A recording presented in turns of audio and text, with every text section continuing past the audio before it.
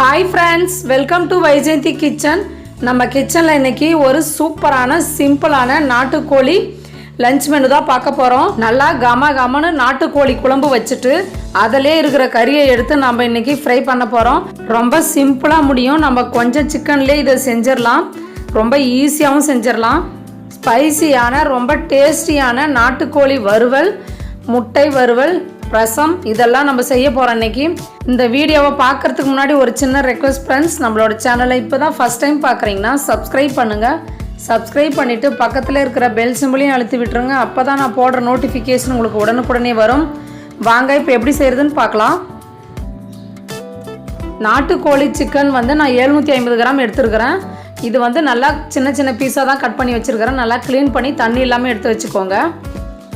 இப்போது இதுக்கு தேவையான மசாலா ரெடி பண்ணிக்கலாம். இப்போ நம்ம ஒரு டேபிள் ஸ்பூன் எண்ணெய் விட்டுட்டு எண்ணெய் காஞ்சதும் 2 டேபிள் ஸ்பூன் வர கொத்தமல்லி, 1/2 டேபிள் ஸ்பூன் சோம்பு, 1/2 டேபிள் ஸ்பூன் சீரகம், உங்கள் காரத்துக்கு ஏற்ற மாதிரி காஞ்ச மிளகாய் சேர்த்துக்கோங்க.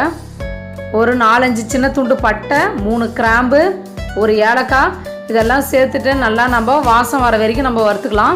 நம்ம சிக்கன் குழம்ப இது போல் நல்லா ஸ்பைசஸ்லாம் சேர்த்து வறுத்து எடுத்து செஞ்சோம்னா ரொம்ப வாசனையாக இருக்கும் நமக்கு குழம்பு.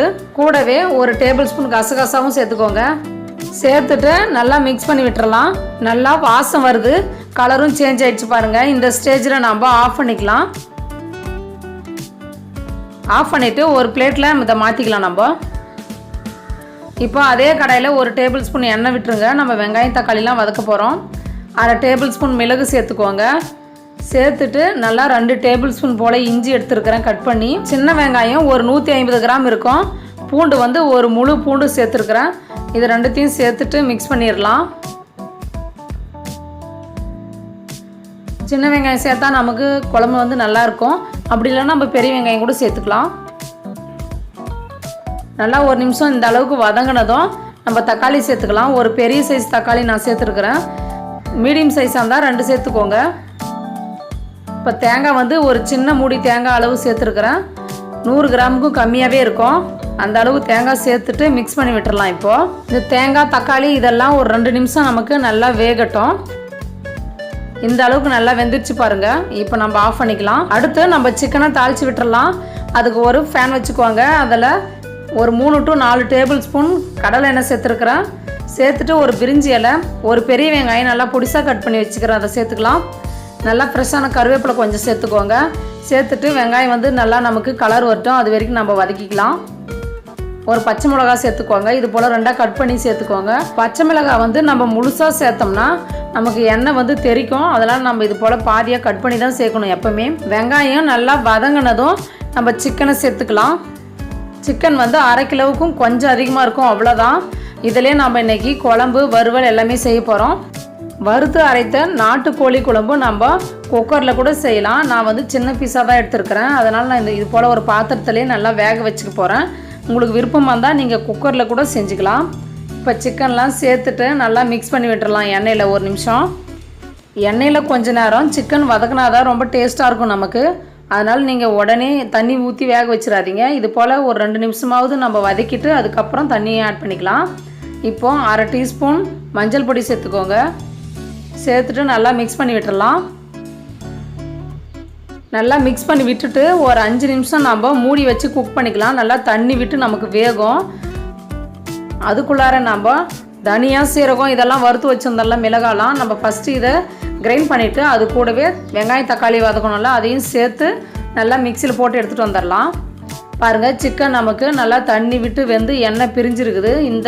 இது போல் வதங்கி வந்தால் தான் நமக்கு சிக்கன் டேஸ்ட்டாக இருக்கும். இது வரைக்கும் நம்ம வெயிட் பண்ணணும். இப்போது 1/2 டேபிள் ஸ்பூன் குழம்பு மிளகாய் பொடி சேர்த்துருக்குறேன்.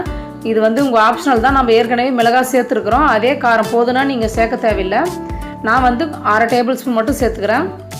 சேர்த்துட்டு நம்ம இப்போ தண்ணி ஊற்றி வேக வச்சுக்கலாம். இது வந்து நாட்டுக்கோழி இல்லை, அதனால் வேகாது. மசாலாலாம் மிக்சியில் அரைச்சி வச்சுருக்குறோம்ல, அது சேர்க்கறதுக்கு முன்னாடியே நம்ம இது போல் ஒரு 1/2 டம்ளர் தண்ணி ஊற்றி வேக வச்சு எடுத்துக்கலாம். சிக்கன் வேகிறதுக்கு மட்டும் கொஞ்சமாக உப்பு சேர்த்துக்கலாம்.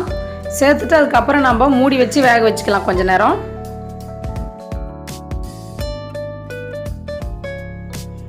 நம்ம ஊற்றின தண்ணி எல்லாம் நல்லா வெந்து நமக்கு எண்ணெய் தெரியணும். அந்த அளவுக்கு இது வெந்தால் போதும். பாருங்கள், நம்ம தண்ணி ஊற்றுனதெல்லாம் இல்லவே இல்லை, எண்ணெய் தான் லைட்டாக இருக்குது. இப்போ மிக்சியில் போட்டு வச்சுருந்தாலும் மசாலா அது சேர்த்துக்கலாம். நல்லா நைஸாக அரைச்சி எடுத்துக்கோங்க மசாலா, அப்போ தான் நமக்கு திக் கிரேவி கிடைக்கும். நல்லா இப்போ சேர்த்துட்டு நல்லா மிக்ஸ் பண்ணி விட்டுருங்க.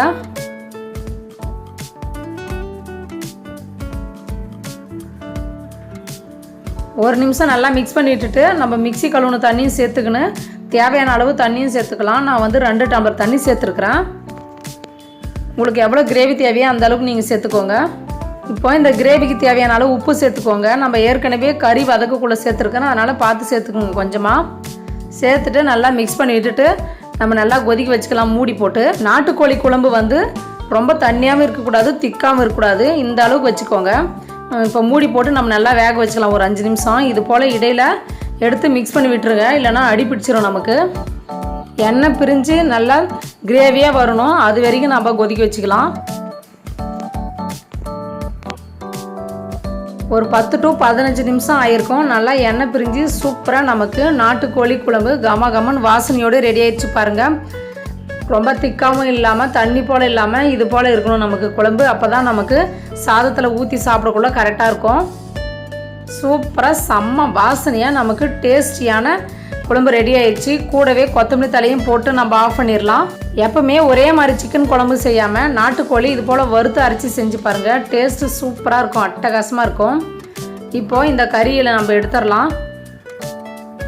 குழம்பு மட்டும் அதிலே விட்டுறலாம், கறிலாம் எடுத்துட்டு நம்ம இதை ஃப்ரை பண்ணலாம். இப்போ நம்ம இந்த மாதிரி செஞ்சோம்னா நமக்கு வறுத்த கறி ரொம்ப ஈஸியாக சீக்கிரமாக செஞ்சிடலாம், டேஸ்ட்டாகவும் இருக்கும். நம்ம இப்போ ஃப்ரை பண்ண ஆரம்பிச்சிடலாம். ஒரு கடாய் வச்சுட்டு ஒரு சின்ன பட்டை, ஒரு கிராம்பு, 1/4 டீஸ்பூன் சோம்பு, 1 டேபிள் ஸ்பூன் சீரகம், 1/2 டேபிள் ஸ்பூன் மிளகு சேர்த்துக்கலாம். இது வந்து நம்ம ட்ரையாக வறுக்க போகிறோம். வறுத்துட்டு நல்லா ஆற வச்சு பொடி பண்ணிக்கலாம். இந்த மாதிரி மசாலாலாம் வறுத்து நம்ம இந்த பொடியை சேர்த்தோம்னா செம்ம டேஸ்ட்டாக இருக்கும் நமக்கு. இப்போ இந்த அளவுக்கு நல்லா வறுத்துட்டு நம்ம எடுத்துக்கலாம். எடுத்து நல்லா நைஸாக பொடி பண்ணி வச்சுக்கோங்க. இப்போ அதே கடாயில் 2 டேபிள் ஸ்பூன் எண்ணெய் விட்டுருங்க. எண்ணெய் காஞ்சதும் ஒரு பச்சை மிளகாய் 2 கட் பண்ணி சேர்த்துக்கோங்க. சேர்த்துட்டு சின்ன வெங்காயம் சேர்த்துக்கலாம். ஒரு 100 கிராம் இருக்கும் சின்ன வெங்காயம், நல்லா பொடிசாக கட் பண்ணி வச்சுக்கிறேன். கூடவே கருவேப்பிலை சேர்த்துட்டு நல்லா வெங்காயம் வந்து லைட்டாக ப்ரௌன் கலர் வரணும், அந்த அளவுக்கு வதக்கிக்கினா தான் நமக்கு நல்ல டேஸ்ட்டும் கலரும் கொடுக்கும். நமக்கு நல்லா ஒரு 2 நிமிஷம் வதக்கணும். நமக்கு கலர் சேஞ்ச் ஆயிடுச்சு, இந்த அளவுக்கு வதங்கினா போதும்.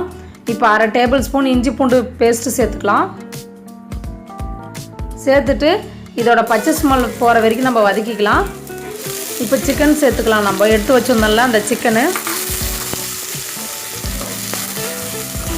நான் குழம்புலேயே கொஞ்சம் சிக்கன் விட்டுட்டேன், மீதி பாதி சிக்கன் தான் நம்ம இன்றைக்கி வறுக்க போகிறோம். சிக்கன் சேர்த்துட்டு நல்லா ஒரு 2 நிமிஷம் நம்ம எண்ணெயிலே வதக்கிக்கலாம். இது வதக்கினதும் நம்ம ஒரு 1/2 டேபிள் ஸ்பூன் காரத்துக்கு பியூர் சில்லி பவுடர் சேர்த்துக்கலாம். இப்போ நம்ம பொடி பண்ணி வச்சுருந்தோம்ல அந்த மசாலா பொடி அதையும் சேர்த்துக்கலாம். சேர்த்துட்டு நல்லா மிக்ஸ் பண்ணி விட்டுருங்க. நீங்கள் விருப்பப்பட்டீங்கன்னா இப்போ தனியா பொடி கூட ஒரு 1/2 டேபிள் ஸ்பூன் சேர்த்துக்கோங்க. நான் வந்து இன்றைக்கி ஆட் பண்ணல. இதில் கொஞ்சமாக சால்ட்டு சேர்த்துக்கலாம். சேர்த்துட்டு நல்லா மிக்ஸ் பண்ணி விட்டுருங்க ஒரு 2 நிமிஷம். அவ்வளோதான், நமக்கு சூப்பரான டேஸ்டியான சிக்கன் வறுவல் ரெடி ஆயிடுச்சு. அவ்வளோதான், இந்த ஸ்டேஜில் நம்ம ஆஃப் பண்ணிடலாம். அடுத்து எக் ஃப்ரை பண்ண ஸ்டார்ட் பண்ணலாம். நம்ம பார்க்குறதுக்கு எவ்வளோ சூப்பராக இருக்குது பாருங்கள், செம்ம டேஸ்ட்டாக இருந்துச்சு. எக் ஃப்ரை செய்கிறதுக்கு ஒரு ஃபேன் வச்சுக்கோங்க. அதில் 2 டேபிள் ஸ்பூன் எண்ணெய் விட்டுருங்க. நம்ம எண்ணெய் காஞ்சதும் கடுகு, உளுத்தம்பருப்பு, கடலைப்பருப்பு இதெல்லாம் சேர்க்க போகிறோம். இந்த முட்டைக்கு ஹைலைட்டே அந்த உளுத்தம்பருப்பு கடலைப்பருப்பு தான். நான் இந்த வீடியோ உங்களுக்கு தனியாக வேணும்னா ஐக்கானில் கொடுக்குற மேலே நீங்கள் செக் பண்ணி பார்த்துக்கோங்க. ரொம்ப ரொம்ப டேஸ்ட்டாக இருக்கும் இந்த எக் ஃப்ரை வந்து. நல்லா இது ஒரு கலர் வரட்டும். நமக்கு நல்லா வதங்கினதும் நம்ம பூண்டு சேர்த்துக்கலாம். இது போல் நல்லா தட்டி வச்சுக்கோங்க பூண்டு, அதை சேர்த்துனுங்கிறேன்.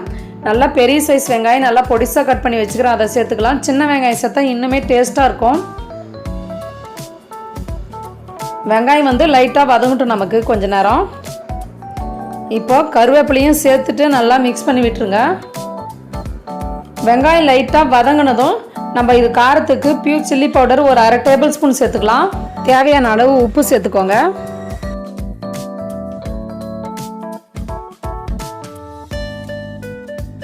மிளகாய் தூளோட பச்சை ஸ்மெல் போகிற வரைக்கும் நம்ம மிக்ஸ் பண்ணிக்கலாம்.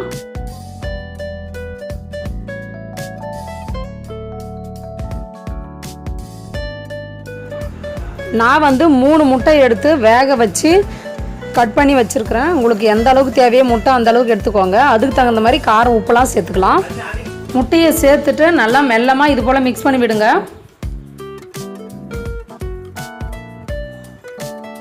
ஒரு 2 நிமிஷம் நம்ம வதக்கி விட்டால் நமக்கு முட்டை வறுவல் ரெடி ஆயிடுச்சு. ரொம்ப டேஸ்டியான முட்டை வறுவல் ரெடி ஆயிடுச்சு. இப்போ நம்ம ஆஃப் பண்ணிடலாம். நாட்டுக்கோழி குழம்பு, நாட்டுக்கோழி வறுவல், முட்டை வறுவல் எல்லாமே ரெடி பண்ணியாச்சு. நம்ம இப்போ சாப்பிட்லாம். ஒயிட் ரைஸ் கூட நம்ம இப்போ நாட்டுக்கோழி வறுவல், அந்த சைடு வந்து முட்டை வறுவல் வச்சுக்கலாம்.